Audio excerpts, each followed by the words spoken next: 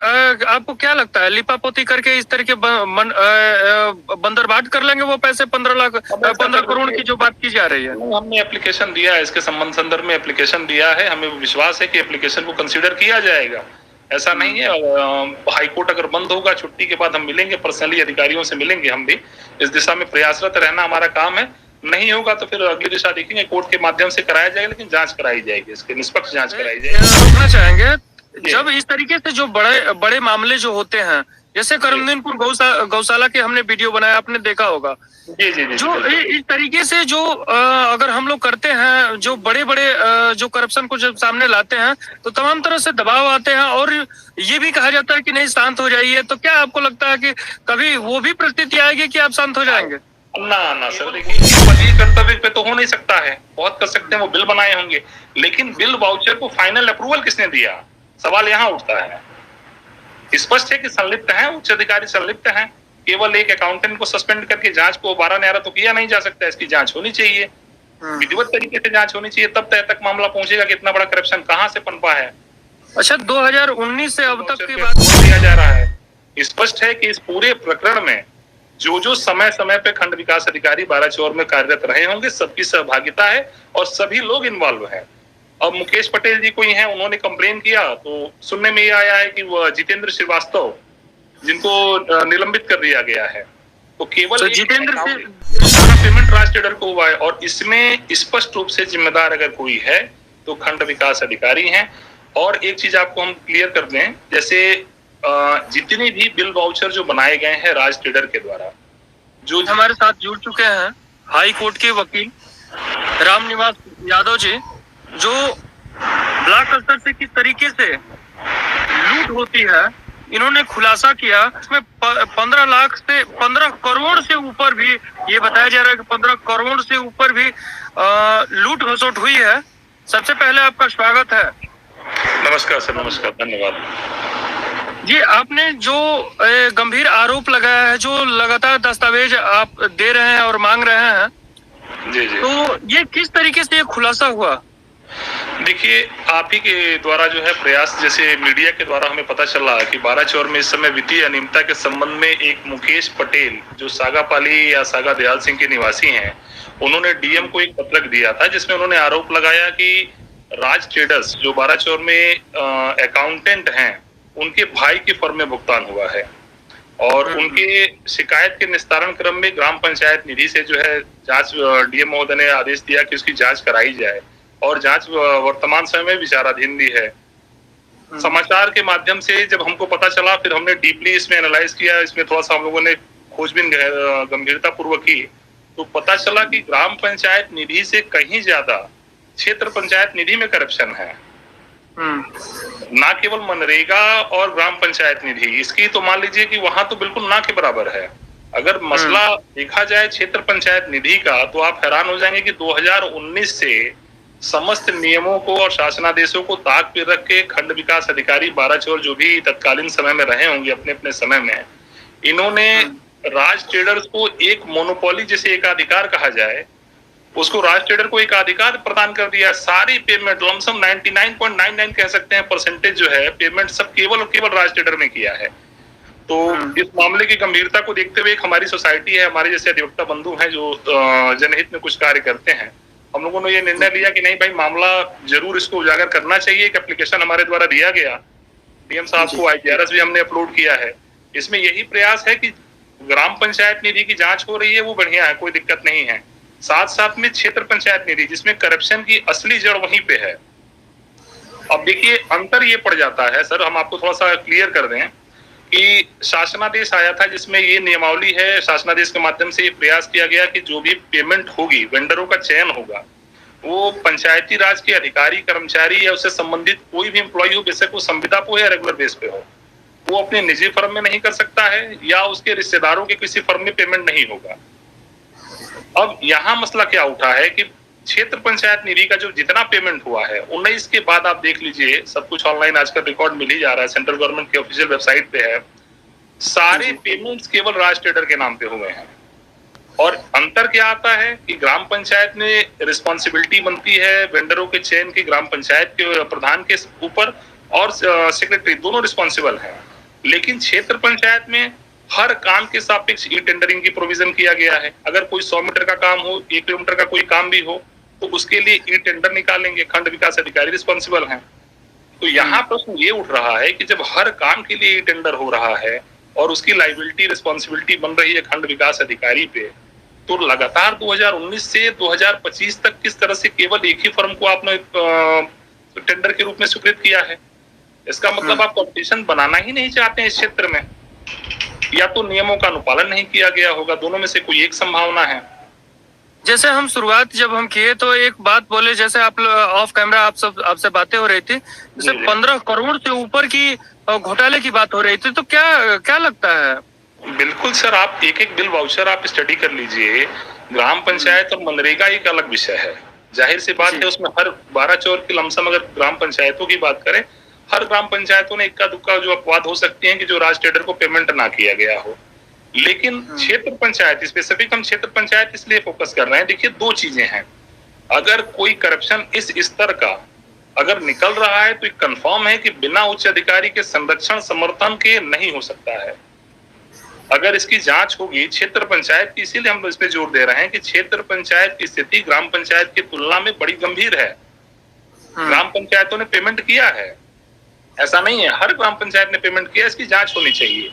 लेकिन क्षेत्र पंचायत की दशा में अगर हम बात करें, दोनों का अगर हम तुलनात्मक अध्ययन कर रहे हैं, तो ग्राम पंचायत तो मान लीजिए अगर 30% अगर करप्शन हुआ है, तो वहां क्षेत्र पंचायत में 100% आप पाएंगे। सारा पेमेंट ही लमसम राज टेंडर को हुआ है। जी, तो सारा पेमेंट राज टेंडर को हुआ है, और इसमें स्पष्ट रूप से जिम्मेदार अगर कोई है तो खंड विकास अधिकारी हैं। और एक चीज आपको हम क्लियर कर दें, जैसे जितने भी बिल वाउचर जो बनाए गए हैं राज टेंडर के द्वारा, जो जिसको अप्रूवल देने की रिस्पॉन्सिबिलिटी लाइबिलिटी बनती है वीडियो आपके खंड विकास अधिकारी की, जो भी कच्चा बिल बनाया गया है जिसके माध्यम से वीडियो के अप्रूवल के बाद पेमेंट होता है, उसमें केवल लिखा गया है सामग्री का भुगतान। ऑनलाइन है सर, आप देख सकते हैं, ऑफिशियल वेबसाइट पे जाके देख सकते हैं। तो प्रश्न ये उठ रहा है कि केवल किस मात्रा में सामग्री दी गई है, किस पर्टिकुलर वर्क के लिए सरिया दिया गया है, सीमेंट दिया गया है, ईंटा दिया गया है, किस मात्रा में दिया गया है, उस बिल वाउचर पे ये भी मेंशन नहीं किया गया है। लेकिन जहां स्पष्ट बिलिंग का अपलोड करने का प्रोविजन क्यों बनाया गया है कि लोगों के बीच में पारदर्शिता बनी रहे कि हमारी ग्राम पंचायत में कितना मटेरियल उतरा है, किस मद में उतरा है, आप इससे जानकार रहें। यहाँ क्षेत्र पंचायत में जो हम बता रहे हैं, टारगेट कर रहे हैं, उसमें स्थिति ये है कि लमसम सारे बिलों पे केवल एक ही एंट्री की गई है, सामग्री का भुगतान। क्या सामग्री ली गई है, किस मात्रा में ली गई है, ये कहीं मेंशन नहीं है। और हैरानी इस बात पे है कि उसके बावजूद भी खंड विकास अधिकारी द्वारा उस बिल वाउचर पे अप्रूवल दिया जा रहा है। स्पष्ट है कि इस पूरे प्रकरण में जो समय समय पे खंड विकास अधिकारी 12 चौर में कार्यरत रहे होंगे, सबकी सहभागिता है और सभी लोग इन्वॉल्व हैं। अब मुकेश पटेल जी कोई हैं, उन्होंने कंप्लेन किया तो सुनने में ये आया है कि वो जितेंद्र श्रीवास्तव, जिनको निलंबित कर दिया गया है, तो केवल तो जितेंद्र श्रीवास्तव किस पद पे हैं वहाँ पे? ये मनरेगा, हमको लग रहा है मनरेगा के पटल के सहायक पटल थे मनरेगा के, हमें क्लियर जानकारी नहीं है। इन्हीं पे एलिगेशन लगा है कि इन्होंने अपने भाई की फर्म, राज टेंडर इनके भाई की फर्म है। तो केवल एक कहने का मतलब कि अकाउंटेंट को सस्पेंड करने से भाई मामला तो वहां बनना नहीं चाहिए। सस्पेंशन है, अगर आप दोषी हैं बिल्कुल आपको हटाना चाहिए, सस्पेंशन होना चाहिए। लेकिन मामले के तह तक जाना जरूरी है। बिल्कुल जाना, यही चीज चाहते हैं कि मामले के तह तक जाए। जो अगर जांच हो रही है तो निष्पक्ष जांच होनी चाहिए, एक डिस्ट्रिक्ट लेवल अफसर की कमेटी गठित होनी चाहिए। इनके ऊपर आरोप, अगर मान लीजिए जितेंद्र श्रीवास्तव की अगर सहभागिता है, उन्होंने अपने भाई को नियम विरुद्ध तरीके से लाभ पहुंचाने का अगर कार्य किया है, तो ये केवल उनके पदीय कर्तव्य पे तो हो नहीं सकता है। बहुत कर सकते हैं वो बिल बनाए होंगे, लेकिन बिल वाउचर को फाइनल अप्रूवल किसने दिया, सवाल यहाँ उठता है। स्पष्ट है कि संलिप्त हैं, उच्च अधिकारी संलिप्त हैं। केवल एक अकाउंटेंट को सस्पेंड करके जांच को 12 न्यारा तो किया नहीं जा सकता, इसकी जांच होनी चाहिए, विधिवत तरीके से जांच होनी चाहिए, तब तय तक मामला पहुंचेगा कि इतना बड़ा करप्शन कहां से पनपा है। ये जांच होनी चाहिए कि क्या प्रत्येक कार्य के सापेक्ष ई टेंडरिंग की प्रक्रिया का अनुपालन किया गया है, ये सुनिश्चित करना चाहिए। जांच अधिकारी टीम गठित करें, एक डिस्ट्रिक्ट लेवल अफसर की टीम गठित हो। और इसका सबसे पहले प्रश्न ये उठता है कि जब प्रत्येक कार्य के सापेक्ष ई टेंडरिंग की प्रोविजन बना है, तो क्या इसको फॉलो किया गया है? अगर फॉलो किया गया है तो केवल एक ही वेंडर को प्रायोरिटी क्यों दी गई है? और दूसरी चीज ये है कि उस वेंडर को, देखिए होता क्या है, जैसे मान लीजिए किसी कार्य विशेष में ईंट की आवश्यकता है, तमाम ईंट भट्टे हैं जो मान लीजिए अपने वेंडर के रूप में कार्य कर रहे हैं। यहाँ तो स्थिति ये है कि राज ट्रेडर ने अपने जैसे रजिस्ट्रेशन के समय उनको देना पड़ता है कि हम किन गुड और सर्विसेज में हम अपना डील करेंगे। सुई से लेकर तलवार यदि कहावत हमारे यहाँ अगर कहा जाए कि क्षेत्र पंचायत निधि में अगर कुछ भी सामान अगर निर्गत करना है तो केवल राज ट्रेडर में। वाटर कूलर भी राज ट्रेडर से, ईंट का भुगतान राज ट्रेडर से, मतलब कोई भी स्पेसिफिक उसको छोड़ के कोई दूसरा फर्म जल्दी प्रायोरिटी नहीं दी गई है उसको। तो इसमें सब लोग संलिप्त हैं और अच्छे खासे मतलब तरीके से संलिप्त हैं। आप ये बताइए 2019 से केवल 2025 तक एक ही फर्म अगर क्षेत्र पंचायत निधि में उसका वर्चस्व है और आज मसला खुल रहा है, अगर शिकायत नहीं करते पटेल जी तो आज ये मामला दबा पड़ा रहता। एक अच्छी खासी साजिश है ये। 2019 के बाद अगर एक कंप्लेन अगर इनिशिएट नहीं करते सागापाली दयाल सिंह के मुकेश पटेल जी तो आज ये मामला नहीं प्रकाश में आया होता। उसी तरह तमाम फाइलें पड़ी रह जाती, किसी की दृष्टि इस दिशा में नहीं जाती जो है। आज एक शिकायत हुई है तो जांच हो रही है, लेकिन ग्राम पंचायतों पे जांच हो रही है। जांच होनी चाहिए ग्राम पंचायतों में, मनरेगा में, प्लस साथ में क्षेत्र पंचायत में भी होनी चाहिए। असली करप्शन की जड़ वहीं पे है सर। लेकिन आपको क्या लगता है लिपापोती करके इस तरह के बंदरबाट कर लेंगे वो पैसे 15 करोड़ की जो बात की जा रही है? हमने एप्लीकेशन दिया है, इसके संदर्भ में एप्लीकेशन दिया है। हमें विश्वास है कि एप्लीकेशन को कंसीडर किया जाएगा। ऐसा नहीं है, हाईकोर्ट अगर बंद होगा छुट्टी के बाद हम मिलेंगे, पर्सनली अधिकारियों से मिलेंगे। हम भी इस दिशा में प्रयासरत रहना हमारा काम है। नहीं होगा तो फिर अगली दिशा देखेंगे, कोर्ट के माध्यम से कराया जाएगा, लेकिन जांच कराई जाएगी, इसकी निष्पक्ष जांच कराई जाएगी। जांच होनी चाहिए क्योंकि मुद्दा जनहित का है सर। अच्छा, क्या लगता है कि अगर केवल बारिश और ब्लॉक के यही दशा है ये 15 करोड़ के घोटाला की, और भी ब्लॉक जो ब्लॉक स्तर से जो काम है, वीडियो है, इस तरीके से और भी ब्लॉकों में इस तरीके से होता है? बिल्कुल सर, हो सकता है। 12 ब्लॉक में भी आज 2019 से कंटिन्यू चल रहा था। हो सके 2019 हम इसलिए कह रहे हैं क्योंकि वहां के रिकॉर्ड हमारे पास मिल सके, पुराने रिकॉर्ड अवेलेबल नहीं है। अगर ये अन्य ब्लॉकों की भी कंडीशन हो सकती है, संभावना बन सकती है, क्योंकि रोटेशन में ट्रांसफर होता है सभी का। खंड विकास अधिकारी सभी रोटेशन में ही ट्रांसफर होता है।